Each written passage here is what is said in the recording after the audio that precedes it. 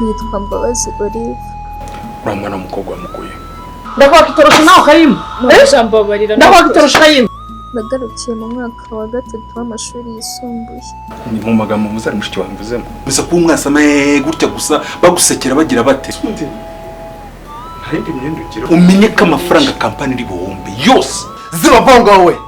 Bahora bigume gateke nawe. Izina ryawe nawe rihuriye n'ibikorwa ukora cyangwa se nuko bitwara. Keka ko umuhungu wanjye ashobora kuba ari ikintu ari gukeka.